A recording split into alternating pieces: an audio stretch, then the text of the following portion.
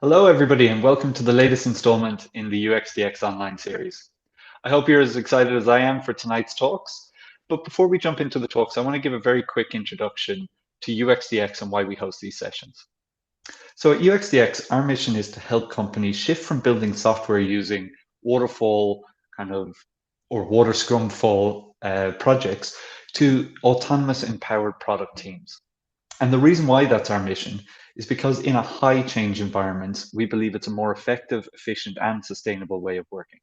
So why I said high change there is because if you're just running a project once or twice a year, it makes sense, build a team, fix whatever you're working on, disband the team, move somewhere else. But in a lot of companies I've worked in recently, there's hundreds, literally hundreds of projects going on at any given time. So that kind of disruption of forming in one place and then having to form somewhere else, it's not efficient and it's leading to tech debt and kind of cutting corners to meet deadlines.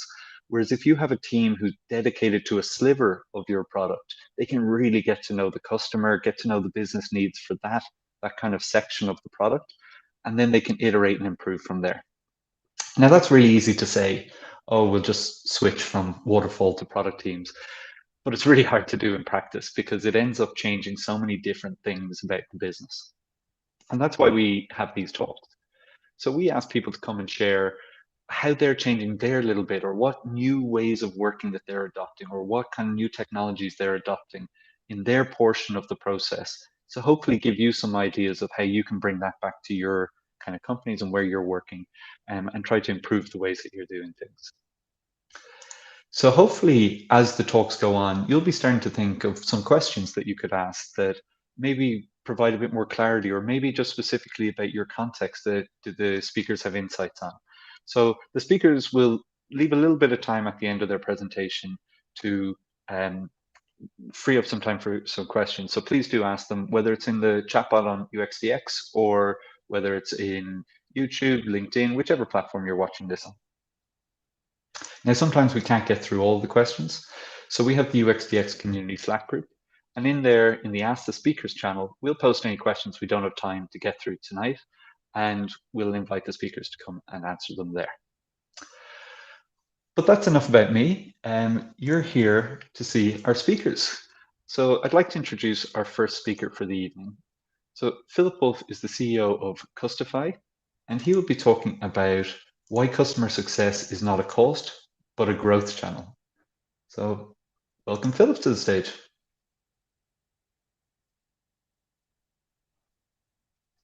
Sorry, I was still on mute. Thank you for having me. Over to you. Thanks. Thanks. So I'm assuming the presentation can be seen, right? So, and I can be heard well.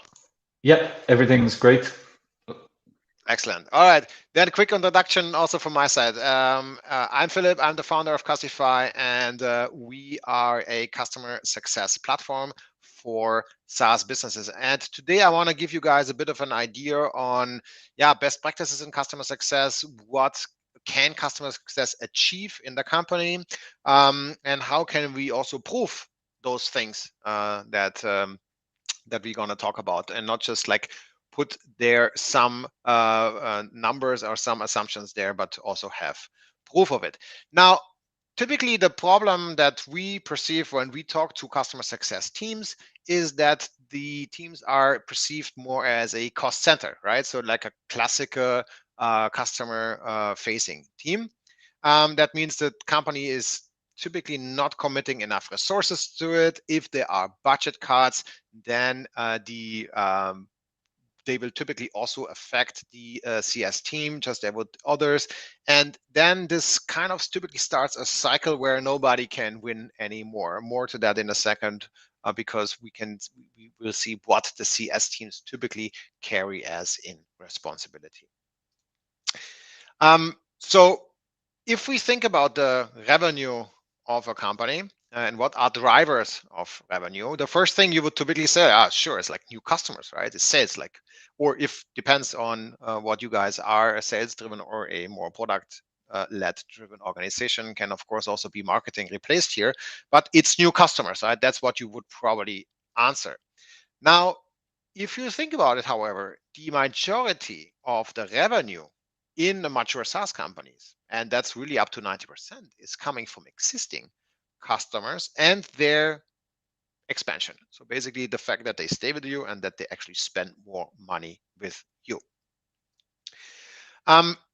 Now, the primary reason why CS is installed in most companies still as of today is because we want to lower churn. So there is an investor meeting or people look at the numbers and the churn is just not looking good. So what do? We get a customer success team in place that helps to lower that churn.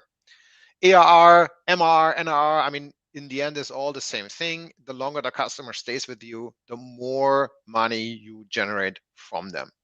And of course, this the customer success teams, they are tailored towards lower churn. The question is, how do we know that they do? Because no other department in the company is better equipped actually to deal with this situation.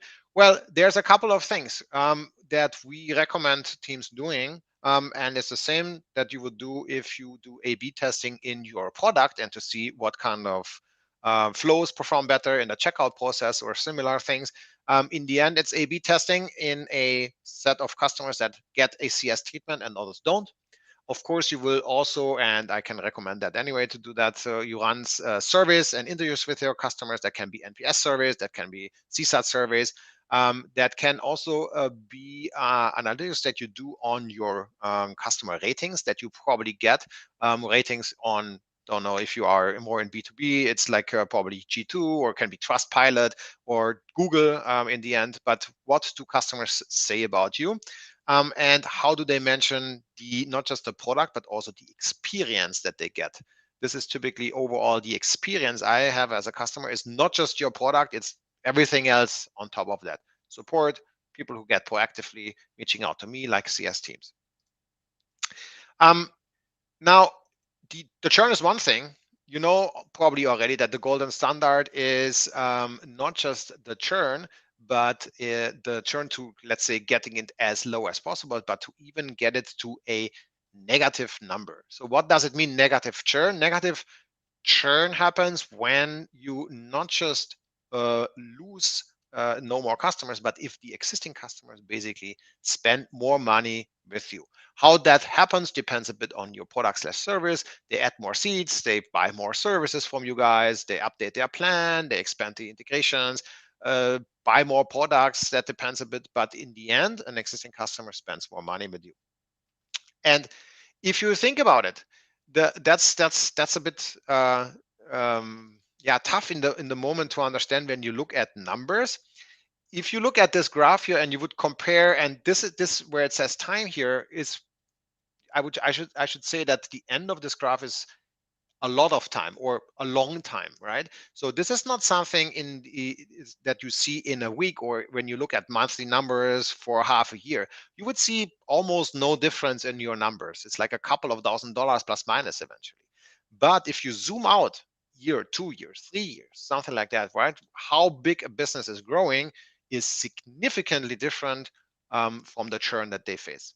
Logically, because if you think about it, negative churn means you do not add any more customers and the existing customers still spend more money with you. So do you mean you can stop adding new customers either through your marketing or sales channel and they will still, your company still grows.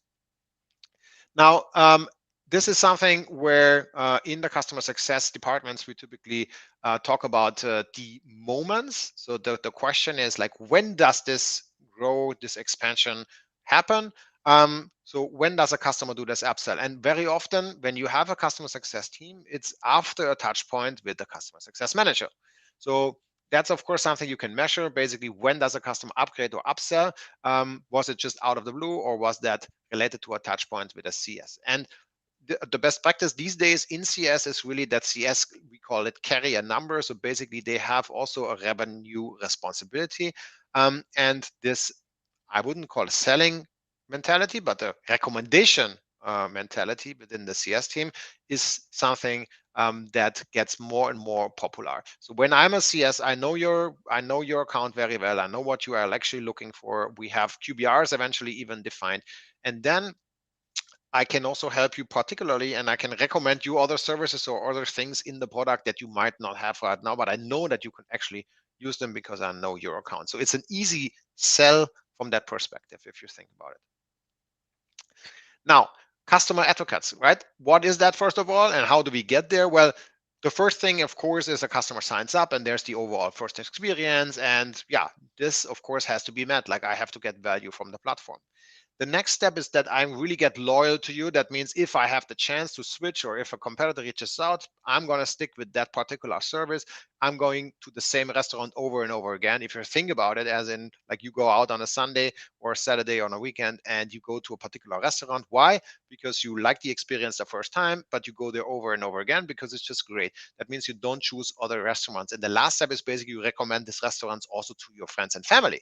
So this is when the customer, to go back to the CS and customer world, that's when the customer basically recommends you to their network. So they are open to do webinars with you guys. They're open to recommend you to friends and family. They are open to recommend them to other business partners or even their own customers. That's what we want to get in the end, because this is another great growth channel either way. And customer success can help that. Great products, of course, help that as well. Great user experience overall helps that as well. But CS teams can help. Just one small disclaimer before you reach out to find those advocates, make sure that you really pick the right ones that get a lot of value, because just simply because they log into your platform doesn't mean that they actually really get value. And yeah, the other, I think I skipped the slide 1 second. Oh, it was right. The other thing is, like, how do you prove that CS basically, yeah, leverages these advocates? Well, there is something called Voice of the Customer program. Maybe some of the audience are actually doing that. If not, this would lead a little bit too far for this presentation today. Feel free to Google Custify VOC.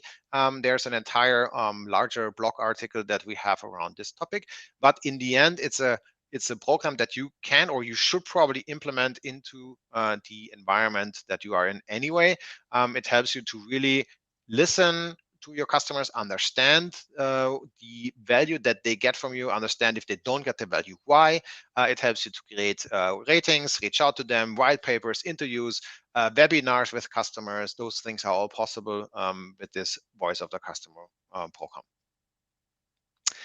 Now, depending in what kind of environment you are, freemium, trial to paid, sales driven without any trials and directly starting off, the cycle of a customer typically is still similar, as in what happens first is that there is some kind of interest. Okay, there's a need, I'm looking, I'm reaching out, I find the name.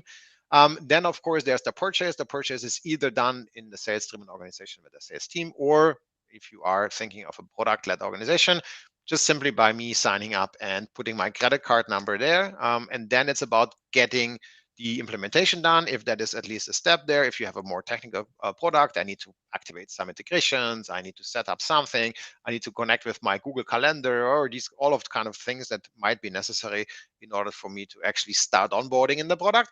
And the onboarding is then a question of, yeah, support, as in, I have a question, I don't understand how this works, reactive. I have a customer success team in the background that knows already that this customer has a problem and reaches out proactively and says, hey, John, I just realized that you probably struggle a little bit setting this particular module up. Let me help you with this. And of course, a great product experience in a more product-led growth environment can also help, or should actually help the customer with the onboarding. That can be guided tours, that can be FTUs, first-time experience, and so forth, to help the customer in the onboarding to get to the first value. Now, once I'm getting the first value, it's about adoption / expansion. So I'm adding more users, I explore more functionalities of the product. These things, I basically spend more money with you. And that's exactly what we talked about earlier, if you remember, which is really essential when you think about the golden standard of negative churn, that I actually spend more money with you. And yeah, this is, I would say there's one thing missing here, is certainly also the product here. So success, support, and product are all playing in this harmony. In the end, of course, a renewal comes up. Doesn't matter if it's a month renew or if you guys are on the annual plans, with annual contracts or even longer contracts. At some point in time, the question is going to go, are we stay with you or are we not? And this is the renewal process. And in more higher touch environments where we have customer success teams, those are typically always involved there. And faster onboarding, faster value creation leads towards this feeling of this is the right fit, I can get the value, and I'm willing to spend more money with you. So the faster onboarding is really a critical point in any kind of user experience, that you need to get to the value as quickly as possible, at least to the first value. Now, how can we prove that CS team has impact on that? Well, again, A/B testing is one option. So we have some segments in our customer base, tech touch, for example, and high touch, and we for some of those there are CS meetings, is a CS treatment in general, and for some others there's not. And then we're going to measure. We're going to see the time to value. We're going to see feature adoption rate, these things. Is there a change in between the two? And typically there is. So that's how we can prove that this actually happens. Now, of course, improved customer success metrics will also automatically lead to a higher company valuation. What do I mean by that? Well, there's of course different kind of metrics. And as you see here, logins per week is probably not the great metrics, or the time that people spend in the app is neither, because that's not the reason why people pay you money, right? So if you have those numbers there, then these are not the right numbers. Value related numbers in customer success terms, or in our application, we call them health scores. Customer health scores are typically tied around value that someone gets. They have they have a direct impact on churn rate, on NRR, and on CRC. CRC is something that you might not have come across yet as a abbreviation. So what is CRC? CRC basically is something that is the equivalent to the customer acquisition costs. However, after they are with you, so after they are a customer, so customer retention cost. How do those customer retention costs occur in the end? Well, if you think about the money that you need to spend to retain that customers, as in short, that is kind of how this number gets calculated. And the CRC is becoming a more and more important KPI that we see our customers measuring, or also investors asking for. In the end, the question is, how much money do you spend that this customer stays with you? That includes, of course, infrastructure and product-related costs, but that also includes the customer support costs and the costs for a customer success department. What does it cost to in the end, to also renew this customer? Is there even an entire renewal team assigned to that? And that all plays into the CRC as a key KPI. This is just like a small excursion here, should you guys come across that, because we see that number, that term and that number popping up more and more when people talk about customer success and the KPIs around it. Now, of course, there's tactics and there's tools. I just mentioned there is something called health scores, but there's plenty of other things in a customer success team that are of relevance. And a tool like Custify, just to tell you a little bit like how we work with our customers, helps you to really drill down and understand what are my KPIs, what are my health scores, when is a customer healthy, how long does my onboarding take, which customer segment is rather treated automatically with probably some emails and chain of emails, and which others do I better call, what's my renewal revenue on risk. It helps you to really understand which customer to focus on and why. This all is of course possible if you add a lot of tools in parallel, but from an efficiency perspective, when we talk about an entire team, then this is typically something you want to have as efficient as possible. Now, I'm there for questions in a second, but just so you know that the CSMs and the companies really need to keep their expectations also in sync. This is not, of course, just true for customer success, but also for any product team. So what are the responsibilities of a CS team? Those things should be in line, and they are not always in line. I can tell you that because we work with a lot of CS teams out there. Naturally, there are different expectations. So the KPIs that you report on as a CS team, or the KPIs that you are responsible for, those should be aligned early on. So there's a clear reporting possible, and there's also a clear measurement of success possible. Now, I hope I could give you guys a little bit of an insight into why customer success is not just a cost center, but also very much involved into the success or failure of a company, of key KPIs of a company.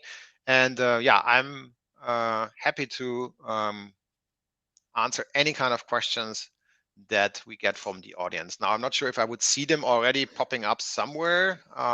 No, you won't see them, unfortunately, but All right. if people can just enter them in either on the UXDX side or on whichever platform that you're using. If you write in your questions there, I'll put them through to Philip. But while we're waiting for people to write in their first questions, just thanks for that. Like I always, particularly the one about sales, I always think it's unfair that sales get all the big bonuses when people are toiling away building the products and nurturing the customers and Yes. everything, and then the sales guy swoops in at the end just to get the bonus. Well, sales is also not an easy job. To defend the sales a bit myself, being also, at least in the beginning of Custify, have been involved in sales is also tough, but I totally agree. That's why we see in most, let's say, state-of-the-art SaaS companies that the customer success team has that revenue number assigned to them. That can be renewals, that can be upsell, cross-sells, but there is some sort of a revenue responsibilities there. And in most smaller teams, the renewals aren't done anymore by sales, but they are really done by the CS team. Surely in larger organizations, you would eventually see an entire renewal team which does it, but still from a responsibility, like who is responsible to renew this customer, with the processes involved, etc. It's really very often in these days the customer success team, which is great because yeah, no one else in the team knows the customer so well than these guys. That means for the renewal, and this is typically also kind of much easier than, imagine someone from a sales team, right? So they sold the customer, maybe it's a sales rep that sold them a year ago, and now the renewal is coming up. I mean, he talked to like probably 500 other prospects in the meantime, and now he should have this renewal conversation. And for the first time, checks in like, "Hey, John, how's it going? I just wanted to see, like, because your renewal is like next month, and any problems, right?" So can be a very awkward situation where you don't know about all the problems that they have, and it's not your job as a salesperson to follow up in the life cycle.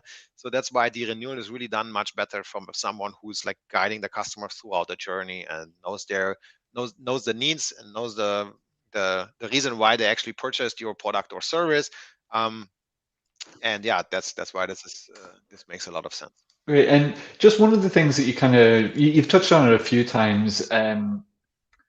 Does this only work for kind of specific types of products? Because I'm thinking that like it might be a high cost, high value versus more of what would be called a product-led product where it's kind Right. of self-service more so. Right. Of course, the more into a sales-driven, high-value kind of environment you get, the more naturally and the more like return of investment positive the customer success team gets. However, a good portion of our customers is also product-led growth. So just simply because you have a self sign up and all, that doesn't mean that you don't have to have a CS department. That starts first of all with most likely the fact that you won't have just one plan, but you might have three. Or, like if you think of famous product-led growth company, Intercom or someone, like there might be customers spending $50 with them, but there might be customers spending $5,000 a month with them. Now, this customer certainly, even like you have this product-led growth business model, deserves someone on their side guiding them for questions, setting up QBRs and so forth. You don't want to lose that big account.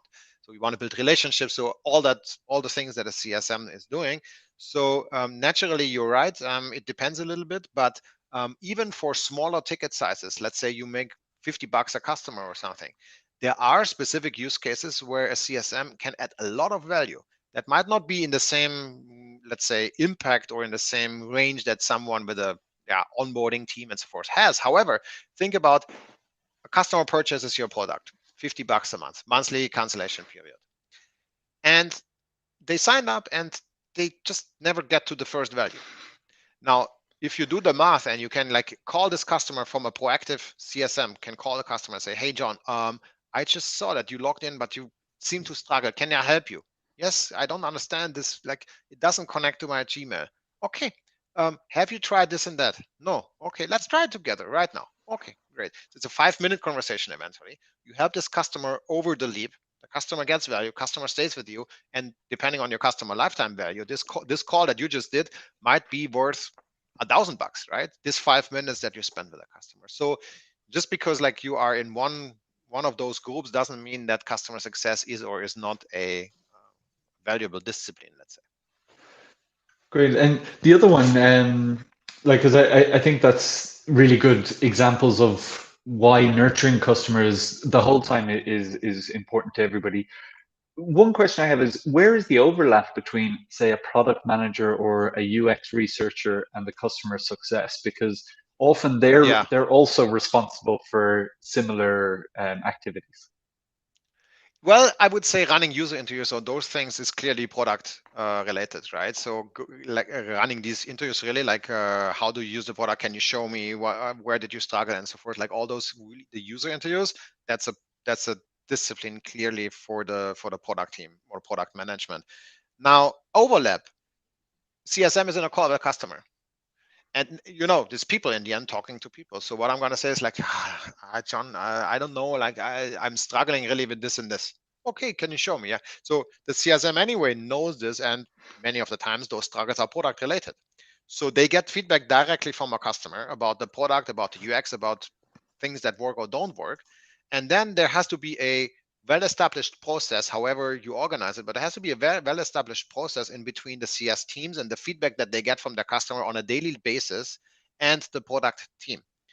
You can run that through like basically saying in a call, hey, I'm having our product team reaching out and get back to you, and you can explain them it, or these guys record that call and they move that forward to the product team. But you like typically see a huge overlap in between those teams as when it comes to the UX, UI problems of the product, adoption of the product, these things, because naturally those people talk, right? And the CSMs get this feedback directly from the customer. So there's actually quite a huge overlap in that from that perspective. Brilliant. Well, that actually brings us to time. So thank you very much, Philip. I really enjoyed that. Absolutely. It was a pleasure to be here. Thank you for having me. Excellent. So up next, we have Matt Corrall, who will be speaking about designing for hands, gesture, and virtual reality. So I'd like to welcome Matt to the stage. Hi, Matt. Hello. Thank you for having me. All right, let's dive into it. So I could start introducing myself and what I do at Ultraleap. I find, frankly, it's a lot easier to just show stuff, and then it makes a lot more sense. So we'll get to it through the course of the next 25 minutes or so. So today, what I'd like to do is give all of you an introduction to designing products and interfaces a bit like this. Everything you see here is controlled by gesture. So technology today allows devices to sort of recognize your hands and your motions and your body and respond to you in a way that's quite natural and intuitive. As well as being controlled by gesture, the interfaces you're seeing are also 3D. They're what we call spatial. So they don't exist just on a flat screen. They exist all around you, perhaps even on your body. And as an interaction designer, as a kind of UX person, I find that fascinating because in many ways, these kind of interfaces are starting to tear up the rule book on what we know about sort of good digital product and UX design today. It's not just about screens, it's about going into kind of a third dimension. So for product teams that might be working on this kind of stuff in the future, there's this opportunity to kind of extend beyond the screen and define this whole new world of interactions. So I mentioned that, excuse me, gesture is quite natural and instinctive, and that's because you already know how to use your body. You naturally wave at friends and you point at things that interest you without thinking. So your hands are kind of controllers you already know how to use. You can do quite a lot with them. I believe that gesture in interfaces is going to become an additional modality to the ones we already have as sort of product teams, so voice and touch and that kind of thing. So alongside screens in the next few years, I think you're going to see an increasing flexibility and variety in your choices of ways to interact. So I'm talking about VR, AR headsets, voice, touchless displays, which I'll get to in a minute.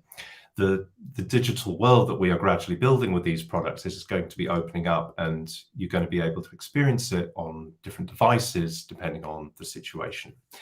Which is why I think knowing how to design for screens is not going to be enough in the years to come. So why listen to me on that subject? Well, I've basically been doing design quite a while. I've been in this game about 20 years. I've spent the last 3 focused purely on gestural and spatial interfaces, which is what I'm going to talk about. My background is product or industrial design, so the physical stuff. And over the last 20 years, I've gradually moved more into digital products and service design. And today I basically spend my time working on emerging forms of interaction design. So that usually means virtual reality and gesture. And today I work for a company called Ultraleap. I'm the design director there. I lead up a team of interaction designers and user researchers. And Ultraleap is a tech firm. It creates hand tracking technology and haptics technology. It's the creator of the Leap motion camera, which might be a name that's familiar to some of you. The tech essentially tracks your hands in 3D space. I wave around a lot when I do these talks. You're going to see me gesturing a lot. And we also have the ability, and I'll get to this a little later, to deliver haptic sensations to those hands as they gesture in the air. Now, that tech is baked into a whole range of devices, from VR and AR headsets to touchscreens, even some cars. And in all of these cases, it translates the gestures you make with your hands into inputs for the interface.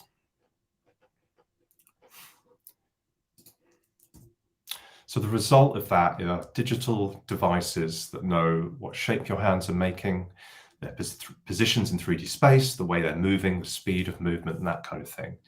So you can wave and point and swipe and do all these things in the air, and it can be recognized by your devices. Question is, if you're a UX person or you're a product owner or you work in a team, like, what do I do with this stuff? What do I do with that toolkit?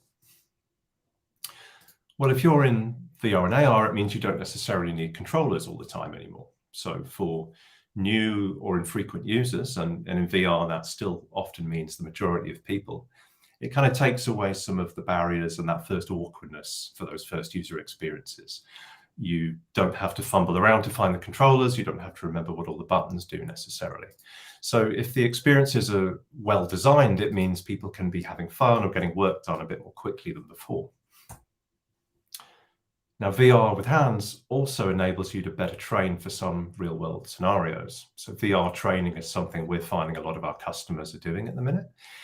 We're seeing it used for use cases like training airline cabin crews. This example here is from Lufthansa. This is using our tech. We're seeing it used for hotel staff, even specialist things like training pilots and surgeons.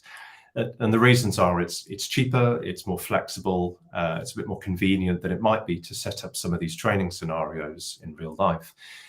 But it also means people can practice these procedures in a manner that's a bit more natural. It's a bit closer to the real thing. Now, the same tech can be used to create different kinds of interfaces as well. So here you're seeing our same tech used to turn a touchscreen into a touchless device. We can control it from a distance with gestures. So the area in front of the screen is now technically part of the interface. It's part of a spatial interface now, where your hands' movements are controlling a cursor on the screen. So for the designers on the call, that means, designers and developers, that means rollover states on touchscreens are now possible. The UI can start to come to life as you navigate around. But also, because you're using a hand rather than just a simple pointer, it means you can do more complex things. So you can pick up 3D objects and rotate them around, etc., from a distance. So I think this can hugely enrich screen experiences because it's starting to add layers of responsiveness and 3D interactions to a product that we already know and use every day. Now, I'm going to wager that most people on this call are quite used to designing their products for screens and are used to working in this mature ecosystem that we've got. We know the UI components, we have accessibility standards and touchscreen gestures and all stuff that's quite well understood. The tricky thing with these interfaces I'm showing is that it's all quite new. It hasn't really had the time and attention from product teams, etc., to get to that level of maturity. And that essentially is what my job is. So my team and I at Ultraleap are doing the research to try and help write the rule book for these interfaces. The ultimate goal is to deliver a toolkit, an SDK that would enable all of you really to build these interfaces in a way that's nice and easy. There's loads of stuff to do on that, but we do already know some of the components and the gestures and the design principles. And so today I'd like to give you a bit of a crash course in what we've learned over the last few years. So I will start quite simply, and that's how do I push a button with a gesture. On the right, you're seeing an example from VR, and on the left, an example of one of our touchless displays. Now on the right, we've got these virtual digital hands which map to our own, and so we can push these buttons in VR directly. There's loads going on behind the scenes, but actually that's quite straightforward from a customer point of view. Sort of reacts a bit like real life. With the touchless displays, it's a little trickier in first use because the button is on screen, but our user is standing a short distance back. My colleague here is a few centimeters away, but you could be as far as a meter away. So if you're not going to touch the button on the glass, what do you do? Are you going to move your hand forward like this, or are you going to tap down as if you're pressing on a mouse? So in our research, what we're trying to do is find the best interactions and UI and the way to pull off these things. And we find with the touchless displays that we settle on a kind of tap gesture, the sort of short forward motion in the air. It's about looking for changes in direction and sudden changes in movement speed that enable us to sort of see user intent. Now that same logic can then be extended to scrolling and swiping. So this time VR on the left and touchless display on the right. And again, in VR, the hands make contact with our UI panel there. And that's quite straightforward. We just need to see that the hand's in the same space as the carousel, give it a swipe, look at direction, and we can initiate movement. With the touchless display, again, we have to interpret it from a distance. And one of the tricky things with swiping in the air is, because I'm not touching the glass, swiping back and forth looks the same in kind of both directions. So the question is, which direction is my user trying to go? Again, it comes to us down to a lot of iterations and looking for tiny changes in direction and movement speed to enable us to interpret that correctly. So across the population, gestures have this natural variance. We all have different bodies with different heights, different arm lengths. We have different mannerisms, different things we can do and we find comfortable to do. And so when we go out and do our user research and we test these prototypes, we observe this variance across people. They're always trying to do different things, even when they use the same interface and have the same tutorials. And for example, the stuff on screen here are just some of the hand shapes we see when we ask people to try a touchless display and they try tapping buttons. And it makes sense when you think about it because hands are analog controllers. They're all a bit different. They're not mass manufactured items like VR controllers. So a gestural interface has to be a little bit generous. It needs to work with that variance because you can't expect all your users to be the same and do the same thing.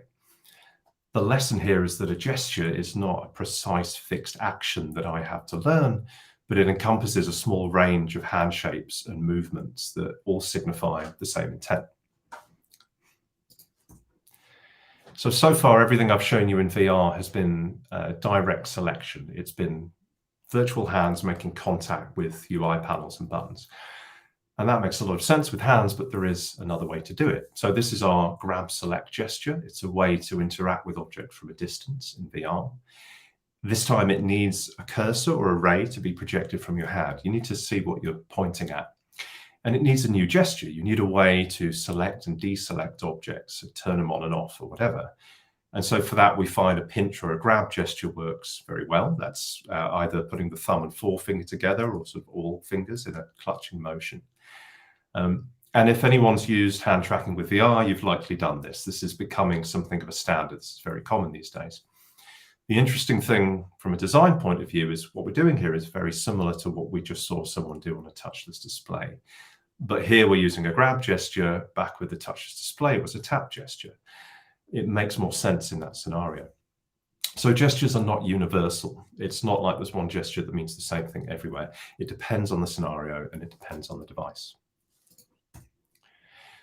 Now, once you've got that grab gesture, there's loads more you can do with it, because we can, in spatial interfaces, we can have these virtual objects, which are kind of a whole new class of UI component. And they're a lot like their real world counterparts. They react with gravity and physics. You can grab them, drop them, throw them, push them across the table, knock them over. And it's not about using precise sort of hand poses to do it. You can just sort of free to knock them about. In the airline training platform we saw earlier, using virtual objects is a very big part of the experience. It adds a lot to the realism. But because gestures have to be flexible, we need to cater for a lot of different ways to interact. So here you're looking at the physics system we've built, which enables you to grab these objects with any fingers and in any orientation you want, and it tells them to react in a manner that's realistic. But how people reach out to pick up objects is actually determined a lot by their design. If you look at the images on the right here, you can see that people pick up objects differently depending on the size. So a small virtual object will often be picked up between thumb and forefinger. That's the green one. Slightly bigger objects get the whole hand. That's the yellow one. And then the pink object, the biggest, will usually be picked up with two hands. That's something we all do quite instinctively. These virtual objects also need a way to signify they're interactive. So in these environments, not every object is necessarily something you can interact with. You need to know which ones you can grab and which ones you can't. So they need a signifier, something that tells me this is something I can interact with. In this example on the left, we have a little text prompt pops up as your hand gets in proximity, but it can also be things like the object lighting up or snapping towards your hand as if pulled by a little magnet, things like that. And the final bit of the puzzle is that these objects can communicate a lot about how you use them through their form and appearance, which is affordances. It's a common term I'm sure a lot of you know, which we use in 2D UI design. In 3D, if you think about an object like a bowling ball, it has these three holes where your fingers go in those holes. That's how you pick it up. Or if you go to pull open a drawer in your kitchen, you know how to grab that handle. I'm an ex-industrial designer, and so actually this makes me quite excited, because as our interfaces start to go 3D and have items like virtual objects, industrial or product design principles start to apply to them. So things I learned as an industrial designer can actually help to make a lot of these objects easier to read and easier to use. Now, I'm talking a lot about 3D physical interfaces, and that really is the best way to do things when you're designing for hands. So when you think about that button that I showed earlier, it makes sense when you press it with your finger that you would expect the button to react as it would in real life. It should depress a bit like a mechanical button. So when we started doing our research, we had sort of flat UI panels as we would have on 2D screens. And over time, they've become more three-dimensional. So now we raise our buttons off the panel surfaces, and so that have them react to your presses by sort of clicking downwards. If you look below the UI panel on the left there, there's a little tiny ball-shaped object, and the keyboard on the right has a few of them around. So these are components we introduce to reposition and resize and angle our panels and our keyboards. And they're tiny virtual objects. They're little grabbable handles that you sort of connect with a little pinch like that. And when you move from controllers to hands, you expect to be able to do things a lot more like real life. So going 3D, going a bit physical like this actually makes the whole interface make a lot more sense for people. It gets more intuitive that way.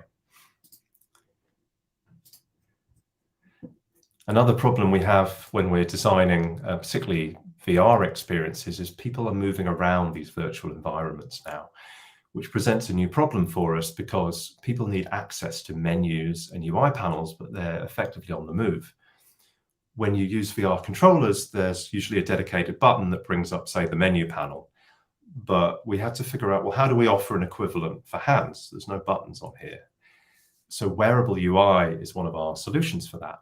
We effectively anchor small UI components to the body. So we ensure you can carry them around with you. And they work especially well when they're anchored to the hands and the wrists and the forearms. But if they were always there and always present, they'd be really annoying. They'd distract us. They'd get in the way when we're trying to do other things. So we also need a way to toggle them on and off and have them only appear when they're needed. So I brought along a couple of examples of how we do this. The example on the left, I turn my wrist, I actually turn it towards my face, and it spawns that little UI panel off my wrist. That's really good for frequently used features. In the case of this, which is an art application, it contains my undo button and my brush size and things like that. The example on the right is a game where you're getting virtual plants and sort of growing a little garden around a virtual space. And in this case, we have a menu off the hand, but it's activated by spreading the fingers. And we have an item mapped to each finger, which you kind of pluck off the finger with a pinch, drop into the environment. Now, unlike touchscreens, spatial interfaces can't give you tactile feedback when you interact with them. Think about picking up an object in the real world. You feel it against your fingers. You know it's there. When we design for gesture, we get a lot more freedom, but we lose something in confidence and certainty. And so to try and give users back that confidence, we've learned to exaggerate the responses of our UI a bit more than you might do if you were designing a web product, say. So in the example on the left, as my hand approaches the keyboard, the buttons light up. This is our signifier to say, I'm interactive, you can push me. We then carry that feedback on throughout the whole interaction. So as I begin pressing a button down, in the example on the right, the touchless display, you can see the cursor has a little fill animation that fills up and down as the hand moves backwards and forwards. And in both of these formats are buttons to press with these big clear animations. So we're giving you that feedback from the system to say, it's working, the system sees you're pressing. And then, of course, when the button's fully down, we play a nice audible click sound. We get a good visual state change. Particularly when people are learning, we're seeing that this kind of clear feedback is giving them that certainty. It's making up for a loss of tactility. And little differences, little details like this make a big difference. Now, there are other ways to get that feedback as well, which is, at this point, I'm going to introduce Ultraleap's other technology, which is mid-air haptics. I won't go into exactly how it works right now, but I can in questions if you want to know. And essentially, this tracks your hands and can deliver haptic sensations to your fingers or to your palm. So there's another tool we have in our toolkit when we're creating these interfaces. But again, the question is, well, what can I do with that? So I brought along a prototype of an in-car interface that we're developing at Ultraleap right now. And here you can see our user, our driver, navigates around the interface with their hand, and we deliver a little haptic sensation to the palm as they move between button areas. It gives them more confidence. If they choose to push a button with a tap gesture in the air, we deliver a haptic sensation, a slightly more intense one, to the fingertip to let them know the button's pressed. And you can even go a step further. So here you're seeing somebody forming a pinch and using these slider controls to, say, like change the volume of music or something like that. We use haptics there too. So as they move through the sections of the slider, we raise and lower the intensity of the haptic sensation as they kind of adjust the level in the car. Now, I said earlier that gestures aren't these precise shapes we master, but wouldn't you know it, there are exceptions. So hand poses are when we do form a set shape with the hand and the system recognizes the shape you hold up and triggers some action. We often use it for shortcuts or menus or special features like this example on the left, where I can use a pinch and I can use it to draw in 3D space, which is a really nice, fun interaction to test with. So examples of poses would be forming a pinch or a thumbs up or down, or holding up different numbers of fingers. The tricky thing with these is that they're difficult to learn. You have to remember them. You've got to hold them in working memory while you're busy doing other things. It's a bit like trying to remember all the keyboard shortcuts you've got. So because they're difficult to retain, we usually recommend you use them quite sparingly, particularly for experiences where people are just dipping in and out or they're first-time users. But they come into their own with repeat uses.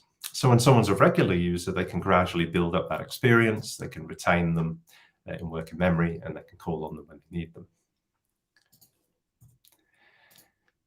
So one of the big challenges with designing this stuff right now is we need to help people understand what these interfaces are and how to use them.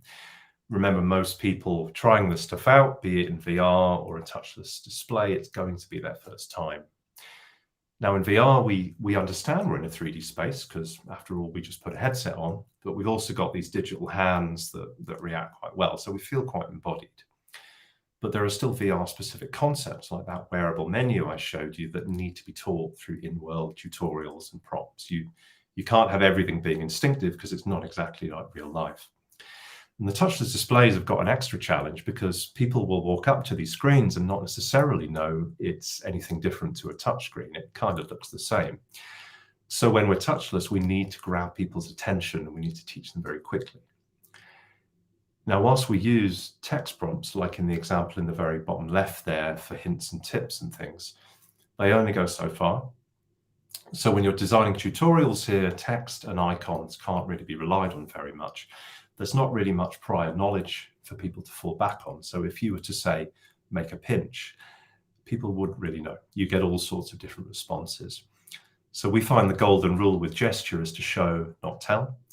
And you can see some of our tutorial formats here that we've had more success with. So a little robot character in the top who shows you what to do, videos and animations that you learn from, or the example in the bottom right where we teach you poses by getting you to hold your hands in sort of guidelines in the interface.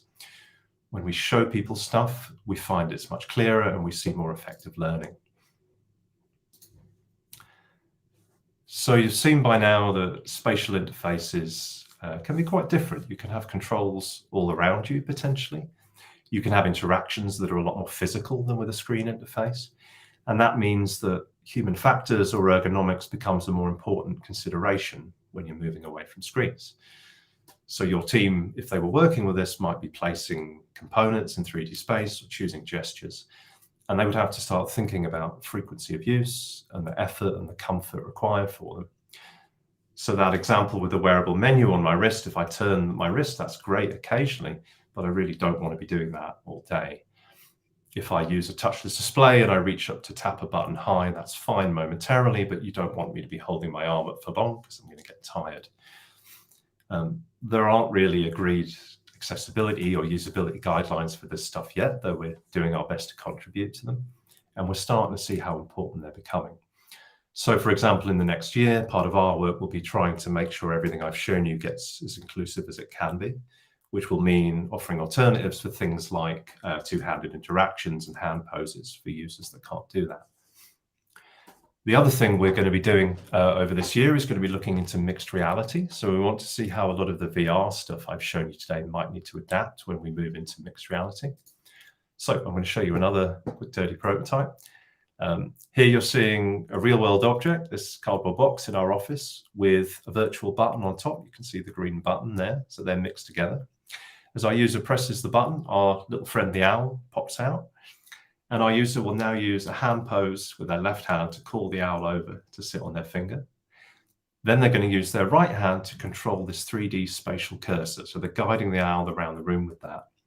And the depth of the cursor is controlled by these really subtle back and forth movements with the hands. So this is really fun. This is the result of a design sprint the product team did a few weeks ago. It's just a first step, but it gives you a taste of what you might expect from Ultraleap in the year ahead. So I've said there's a lot we still have to figure out as a team, but we already know a thing or two. And everything I've talked to you about today is available on our public design guidelines. So this is all published on one of Ultraleap's sites. It's available to everyone here right now. It's docs.ultraleap.com. And that covers everything I've talked about, plus more detail than I could go into. I think we're about out for time, so I'm going to move on to the end. I'm going to wrap up for questions, and I'll leave this link and a few others up for anyone that wants to know a little bit more. So yeah, thank you very much for listening. Looking forward to a few questions. Thank you very much. Yeah, it's incredible. Some of the things I'm just not in the AR and VR space, so there's a lot of things there that I learned of some of the challenges and kind of things that you have to overcome. Yeah. Excellent. So just a reminder to everybody, there is the chat box on UXDX or whichever platform you're watching this on. And if you put in your questions there, I'll put them through to Matt. And one thing I've been, and again, I'll say this as an outsider to the industry, but from my kind of naive perspective, I've always kind of leaned more towards AR versus VR, because I've tried on the headsets and I've bumped into things and I've hit things. And so do you see a trend moving that way, as you kind of brought up at the end there, or do you still see that there are very good use cases for both technologies? I think there's good use cases for both, to tell you the truth. I mean, it's quite a different experience, really. You know, AR is, you know, I don't know, you see, if I pull up some of the work examples, you know, we've seen AR situations where somebody might be out in an industrial facility trying to do a repair job, and they can overlay the information they might need on which part goes where, or they could have an expert on the phone who could be telling them where to go to do a job and actually giving them arrows in their heads-up display where to go, things like that. You know, VR for us, like the training stuff I showed you earlier there, that's about immersing you in an environment that you don't have available to you. So, you know, let's take, I mean, surgery is a tough one. It's a high-risk use case, but there's a lot of work going on in it. On the AR side of that, you know, there's augmenting what you get. So surgeons' hands are busy, but they might want access to your MRI scans or your medical notes, and they can have those overlaid above the table, right? So they can interact with that information, get that benefit without needing to put the tools down and press the buttons. But similarly, and you know, if you take surgical training in VR, that's about putting you in a hypothetical situation where you're dealing with, you know, whatever this person needs. And it's a lot easier than setting that up with, however they do it, dummies or actors or whatever it may be. So it also means they can repeat that many times over and practice it and try different approaches quite easily. So I'm just plucking one example, but I do think there's good call for both. We're seeing a lot of headsets now that can do both quite easily.